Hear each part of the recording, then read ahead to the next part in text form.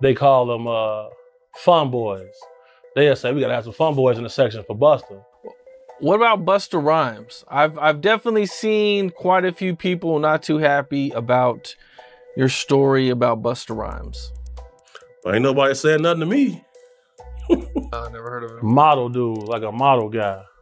He be doing like some rapping and stuff. His name Don Benjamin. I'm out with Don Benjamin. And the club we ended up going to, Busta Rhymes in there. Well, I knew about this like in 2012. I knew about this in 2012. If Busta ever try to front me, hit you with no delay, so what you saying, yo? Should have with that 9 milli, what the devil, yo? Yeah, I do his better than him. He better not play with me. I will and perform Busta Rhymes show. Look, man, if they try to say that if you ever thought that the Busta Rhymes was better than me, you crazy. And I'm walking across the street and Busta Rhymes just grabbed my hand. And he holding my hand. Now, I ain't know it was Busta at first. You know, Busta Rhymes tall. I'm sure I came up to about right here. So the first thing I noticed was this big ass flip mode chain that was blinding me. So I look at the chain and I'm like, and I look up, I'm like, oh, what's up, Busta? What's up? Not Busta Rhymes getting dragged into the spotlight like this, with social media calling him a super zest monster and running with it fast. Look, that's not even coming from me. People online are saying it's straight from what a former bodyguard claimed, and that alone lit the internet up overnight. Now Busta is trending hard because that same former bodyguard decided to speak out, alleging there were some real questionable requests involving grown men in VIP areas, not minors, just to be clear. These are allegations, but the noise got loud quick. Then things escalated when Orlando Brown started talking too, claiming Busta is one of several DL rappers who allegedly influenced him behind the scenes.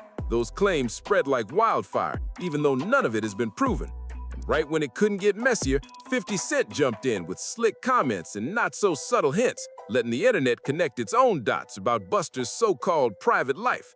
That alone sent blogs into overdrive. I seen you talking about Busta Rhymes before.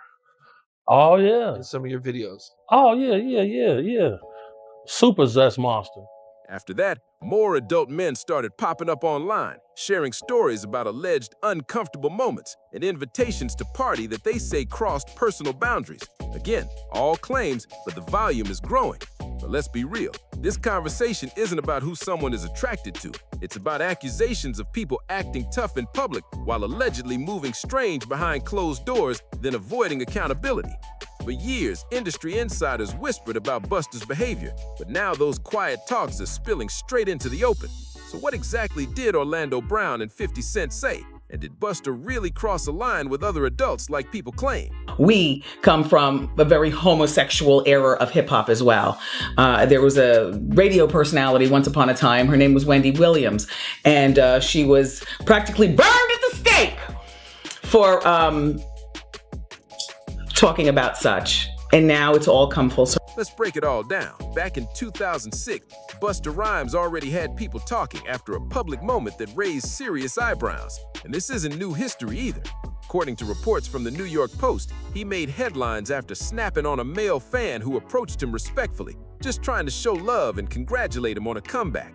The report says the fan tapped him on the shoulder in a friendly way, but instead of appreciation, things went left fast. Busta allegedly lashed out verbally, then turned to his bodyguard and used what was described as a harsh homophobic slur, saying he hated a certain group of people. Not my words, that's how it was reported at the time. But if you notice, like, there's countless videos of Busta Rhymes getting mad at females for just being girls.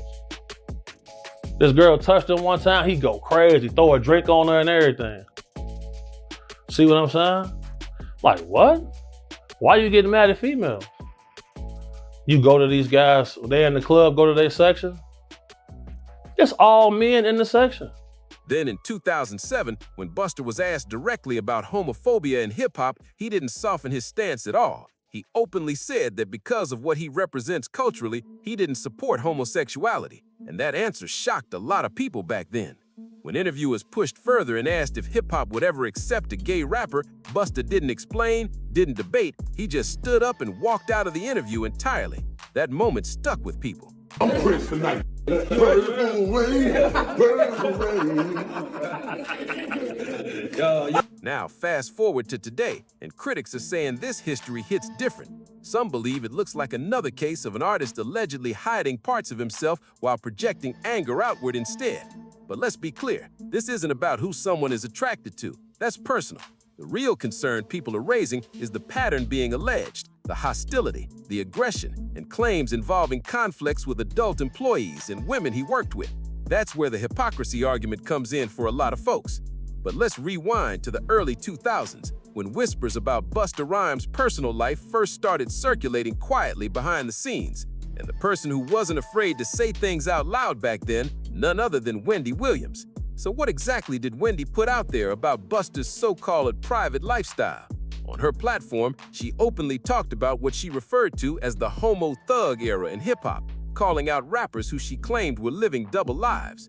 Word was, Wendy had a whole list of industry names she believed were moving in secret, and she didn't hesitate to let callers come on her show and share alleged experiences. Those call-ins are messy, raw, and had people glued to their radios. And according to longtime listeners, Busta Rhymes' name allegedly came up during one of those moments. When she put out those pictures of the dude pulling his pants down, and it looked like some gay act that was going on, he got on the phone. He said, let me tell you this. When I get back to New York City, if she's on the radio station, he's talking to a radio executive. He said the same thing to he said, nobody that I deal with, nobody that I know is gonna do anything with y'all, no business at all. It ain't gonna be no artist, no nothing gonna come. He's telling people that at a radio station. When we got back to New York City, Wendy Williams was in Philly at a new station. Wow. That's the power he had. One caller claimed he had a personal encounter with Busta and described an incident that supposedly turned aggressive afterwards. These were accusations, not proven facts, but they shocked people listening at the time. The caller also claimed he was told to stay silent about what happened, which only made the story spread even faster once it was out there. He alleged the situation took place at a New York City club that already had a reputation in industry circles for secret meetups involving grown adults, not minors, just to be clear. Shout out to Wendy Williams, the first woman to uncover the homo thugs. That's what these down low was called when Wendy first started talking about it in the 90s, the homo thug. She talking about Diddy. And then what's the stuff that's happening to Wendy Williams? You think this is all connection too? Of course. They've been waiting. He's been waiting. He was waiting for Kim. Remember? He was waiting. The casket was ready. She was literally casket ready. These are allegations, but the noise got loud quick. What made it even more controversial was the claim that serious efforts were made to erase that audio from the internet entirely. Whether true or not, that moment became part of the long-running rumors people still reference today. Wendy's longtime fans remember that episode like it just aired yesterday because the impact was loud and lasting. And it wasn't just Busta and her crosshairs. Wendy was also one of the very first media voices to publicly talk about rumors surrounding Diddy's alleged private lifestyle, and she claimed she had proof to back it up. Now this is where things got real uncomfortable. Word around the industry was that when Diddy allegedly found out Wendy had a photo of him with another adult man, he was furious. The story goes that he used his influence to shut doors fast. And not long after, Wendy was no longer at Hot 97 and was forced to leave New York and restart her career in Philadelphia. Jaguar Wright has since echoed this, saying Wendy Williams was the first person brave enough to call out what she described as a hidden circle of powerful industry figures living double lives. Those claims have been debated for years, but they never fully disappeared. Let me finish. This is the father of the joint venture deals, the label deals, that's right, the production deals. That's right. This is the father. I'm gonna keep it a buck. I'm gonna big up Dallas Austin because he pulled this all up. But when he did it, it was the complete shifting of the climate. We ain't never seen it before. The same way There's been a lot of greatness after. He added to the floors of the skyscraper. He designed the foundation for that skyscraper to stand.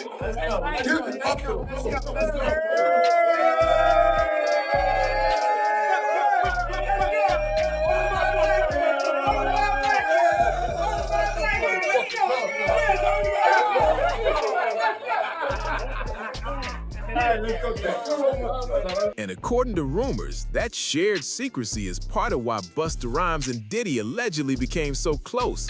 People whispered that they had a lot in common behind the scenes, with claims involving shared social circles of consenting adults. Nothing proven, but heavily talked about.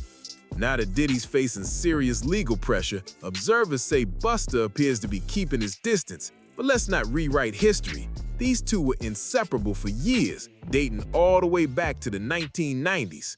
There are countless photos of Busta posted up with Diddy, Jennifer Lopez, Aaliyah, Hype Williams, and other major industry names. Another image even shows Busta alongside Diddy and Jay-Z, with fans now overanalyzing body language and expressions like it all meant something deeper at the time. And let's not forget this part either. Busta was still publicly rocking with Diddy and praising him as recently as September 2023, just weeks before Cassie stepped forward and dropped that lawsuit that shook the whole industry. That timing alone made people start connecting dots fast. I seen you talking about Busta Rhymes before Oh yeah. in some of your videos. Oh yeah. Super zest monster. For sure, bro. That's my thing, bro. Like, this been common knowledge, though. Like, all my promoter homies would always say, man, we gotta bring some, we gotta bring some, what they call them, I'm not gonna say it on here. They call them, fun boys. They'll say, we gotta have some fun boys in the section for Busta. Cause, I bodyguarded for Ghostface Killer before, you feel me? And being around him, you hear things, you feel me? I'm like, damn. And my auntie like the biggest Busta Rhymes fan, you feel me? Like, every cookout she playing it, all his little fast rapping, all of that, him and Craig Mack playing that. Now, circling back to what Jaguar Wright said about Wendy Williams calling out these so-called homo thugs, it wasn't just about secrecy or who anyone was attracted to. Jaguar claimed the issue was about power, saying certain industry figures allegedly used intimidation and pressure against anyone who dared to speak on their private lives. That's the part that made people uncomfortable. And if we're being honest, both Diddy and Busta Rhymes have long histories of public controversies involving physical confrontations with other adults, not rumors pulled out of thin air. Critics say the pattern looks like frustration being taken out on people who were seen as less powerful or unlikely to push back. Busta's legal troubles go way back. In 2006, he was reportedly involved in an incident where a confrontation escalated after someone disrespected his vehicle. Later that same year, prosecutors pursued another case after claiming an illegal object was found in his car, according to Billboard. Then in 2007, Busta landed back in trouble when he was arrested and charged with a misdemeanor following a dispute with his former driver over money. That situation didn't just disappear. He later entered guilty pleas in multiple cases and was sentenced to probation for several years. And just when it seemed like things were calming down, more issues popped up again in New York in 2009, keeping his name tied to controversy longer than most fans remember.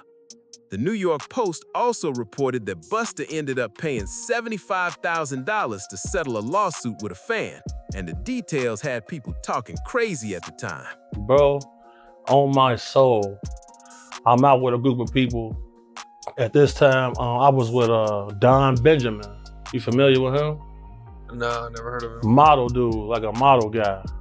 He be doing like some rapping and stuff. His name Don Benjamin. I'm out with Don Benjamin. And the club we ended up going to, Busta Rhymes in there. So it was a little lawyer guy that was with us. And the little lawyer guy we was with, he was a gay dude, super cool, feel me, good guy. Bro, Busta Rhymes wanted him in his section so bad. Like, what? Pulled him to the section, like through the rope, and tucked him off in the corner. So I'm looking like, well, he ain't come with us. Well, I know he was in the little group. So if I go out with somebody, like a group of people, I try to make sure everybody get there together and leave together. No, he stayed with them. He stayed in there with them, bro. For sure, bro. You ain't never heard about this before, have you? Bro, this common knowledge, bro. Like, if you in the mix, bro. If you in the mix, like I've been in the mix, you know that. According to that fan, the situation popped off during a concert when he stood up, planning to leave early. He later told the Post he originally came to see Fabulous. But once Fab never showed, he figured it was time to head out after Busta finished. That's when things allegedly went left. The fan claimed Busta told him to sit back down and snapped with, "I'm not good for you," before splashing him with a bottle of water. He said 2 more bottles came flying right after, and then one of Busta's bodyguards allegedly struck him in the face. All of that, he said, happened simply because he tried to leave his seat. Moments like that are why people say it's easy to understand how Busta and Diddy stayed close for so many years. But according to critics, it wasn't just about short tempers. There's another allegation people keep bringing up: their supposed interest in much younger adult men, not minors, just to be clear. Big things that made its rounds all over the internet, went completely viral, was some things you had to say about Diddy. Oh yeah. And there was also shortly after that, there was an old video that was kind of going viral, and it was 50 Cent, and where he says he was at a party with Diddy, and he was mad at Diddy because Diddy offered to take him shopping, and he felt like that was only something like you would do for a female. He's a nice guy. That's where Busta's former bodyguard, known as Big Homie CC, comes into the picture. He claimed Busta would allegedly send members of his team to scout grown men at clubs and escort them straight into VIP. Big Homie went viral after speaking on the Art of Dialogue, calling Busta a super zest monster and laying out claims about what he said he personally witnessed. He also said none of this was new, insisting it had been an open secret in industry circles for years.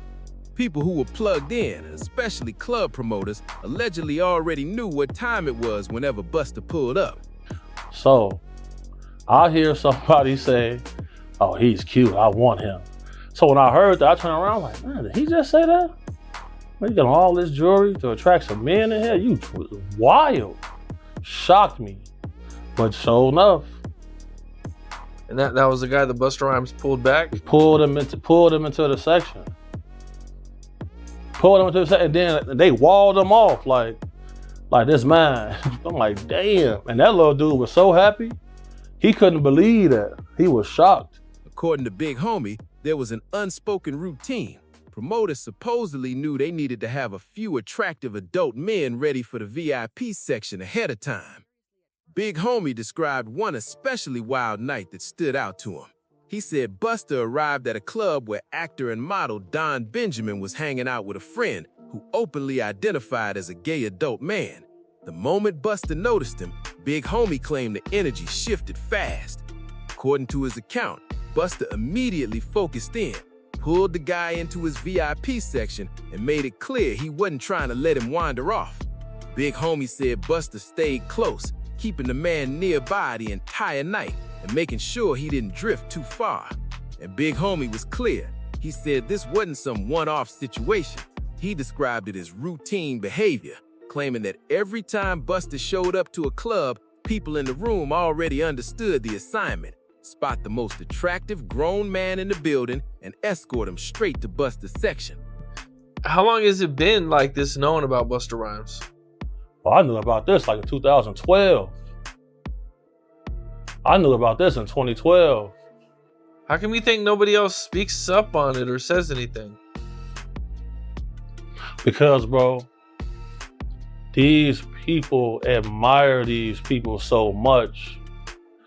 They want to make sure they in the section, they at the club, they at the video shoot, they can get backstage. That matters most to them. That matters so much to people. It's crazy. But if you notice, it's countless videos of Busta Rhymes getting mad at females for just being girls. This girl touched him one time, he go crazy, throw a drink on her and everything. See what I'm saying? Like, what? Why you getting mad at females? You go to these guys, they in the club, go to their section. It's all men in the section. That ain't weird to nobody. I'm going to the bar, sorry. Text me if it get dangerous. But there's all this club security in here, like nothing's finna happen. Nobody wanna kill you guys, bro. Like when I get jobs from people who really got a threat on their life, I move way different. Nobody wants to kill these entertainers like that, bro. Like when I do my threat assessment, there's never an immediate threat or danger. It's never a situation that they're gonna tell me, oh, this person wants to murder me, or this person wants to bring harm on me. Big Homie even recalled hearing Busta allegedly comment that the guy looked cute, and once he had him in VIP, he wasn't trying to let the moment end quickly. Again, these are claims from a former associate, not proven facts, but stories like this are why these rumors have followed Busta for years and keep resurfacing every time his name trends. Big Homie CC said he's been aware of Busta's alleged behavior for over a decade, and when people asked why no one in the industry ever spoke up, he kept it blunt. According to him, a lot of folks stayed quiet because they wanted access, perks, and proximity to that VIP lifestyle right next to Busta. We made love. We made love. Who you made love with? Me, Bow Wow, Busta Rhymes. You just told me you seen Busta in the airport too. Never from China, he didn't know you. You smashed Drake? No, I never smashed. Oh, you made love to Drake. And what's that name? Terrence Howard. Terrence Howard. Terrence Howard. Usher. Usher's a gusher. And why you not having no hoes? I'm telling you, bro. It's my dad's friends. My dad sent his best friends on me. Who's your dad? But Big Homie also raised another issue that doesn't get discussed enough. He claimed Busta allegedly has a long pattern of snapping on women, and in his opinion, it comes off like deep-rooted resentment rather than random moments. That claim alone made people pause. And no, Big Homie isn't the only one telling stories. In 2020, more men started stepping forward with their own accounts involving Busta Rhymes. One social media user, Trip Ali, went public on his YouTube channel and shared an experience that quickly caught attention. Trip Ali claimed that while he was in New York City heading to a Halloween party, Busta allegedly approached him and invited him to join his VIP section at a club. At first, Trip said he was excited and thought it was just a regular night out with nothing unusual attached. But things shifted fast. Trip explained that he and a friend got into a heated argument because the friend wasn't comfortable with the situation. The tension escalated so quickly that it completely killed the vibe. By the time it was over, Trip said he felt shaken and decided not to go to the club at all. That experience, according to him, stayed with him long after and made him look at the situation very differently. His friend ended up dipping on him and left him stranded in the middle of NYC low-key. Looking back, Trip later hinted that might have been a blessing in disguise, because who really knows what could have happened if he actually pulled up to Busta's VIP section that night. So, I'm walking, New York City, going to a club. It was Halloween weekend, everybody was out. And it was this party we was going to, me, my boy, and his friend that had came in from Detroit.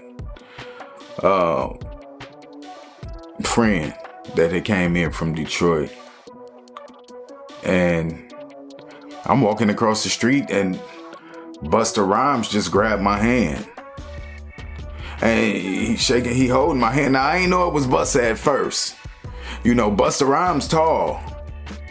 I'm sure I came up to about right here. So the first thing I noticed was this big ass flip mode chain that was blinding me. So I look at the chain and I look up, I'm like, oh, what's up, Busta? What's up? Now he holding my hand the whole time. I'm like, what's up, man? He like, what you doing? And I was like, oh, me and my people, we about to go to this club around the corner. What's up, man? And then I noticed throughout my peripheral vision, the side eye, this big bodyguard in black.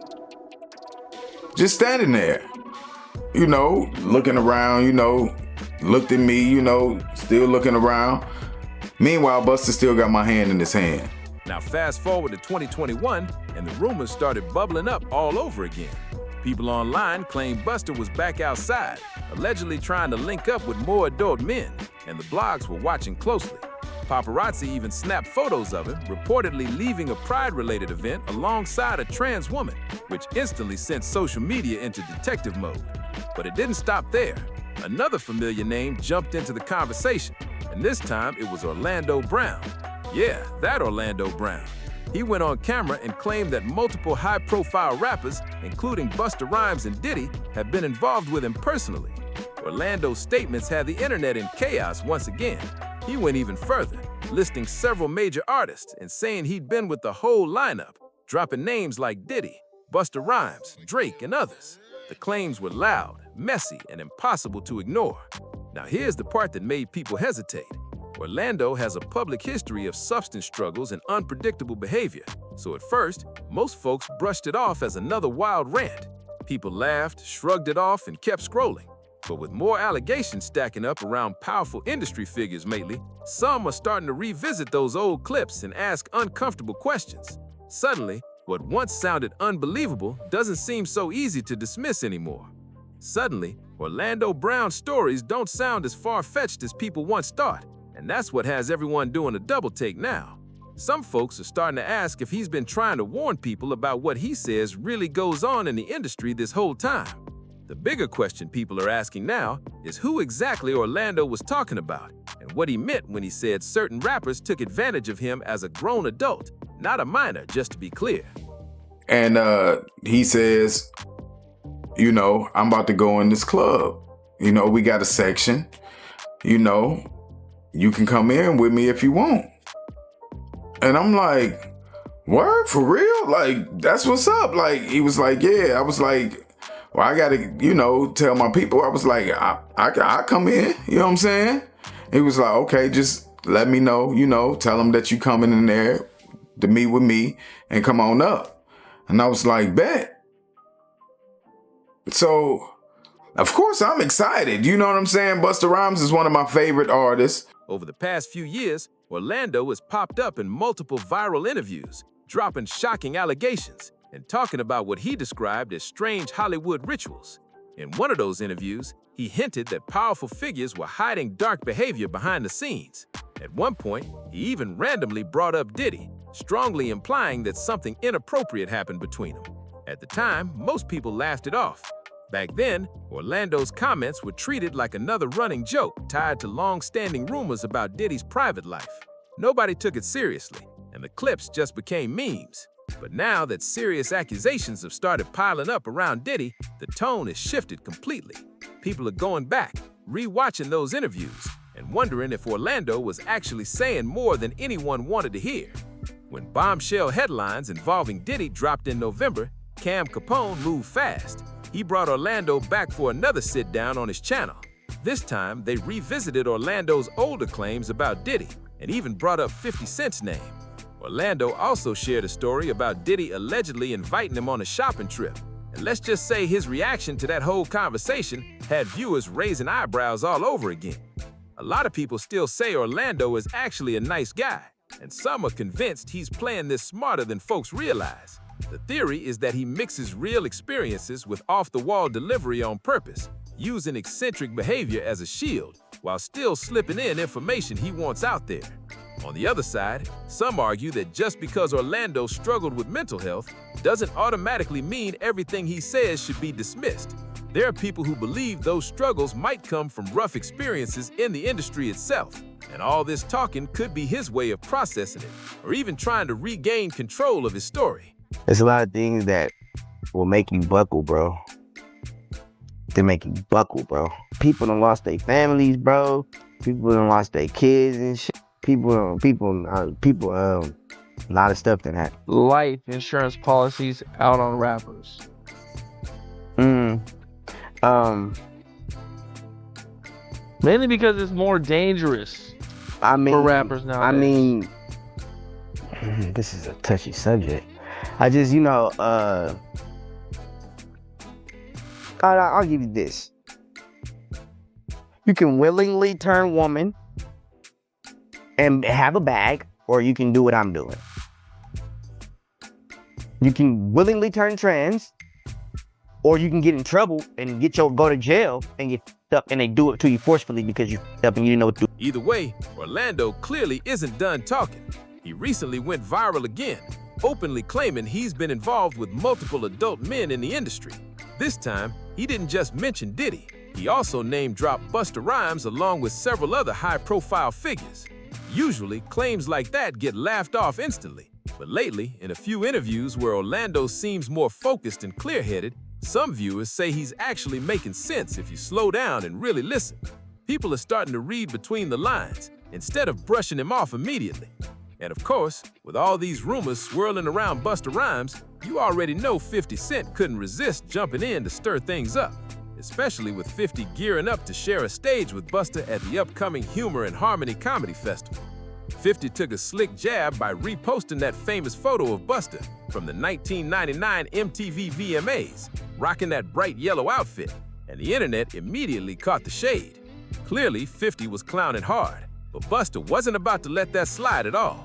He fired back by posting an AI-generated image of 50 and captioned it with, "I keep telling y'all the blessings don't stop, so we ain't never gonna stop," keeping the jokes loud in public. Busta didn't stop there either. He doubled down with another jab, saying, "I thought it was Father's Day, 50 Cent, and you out here looking like this." Then he added another slick line about mirrors and prepping looks for Shreveport, making it clear this was full-on roast mode.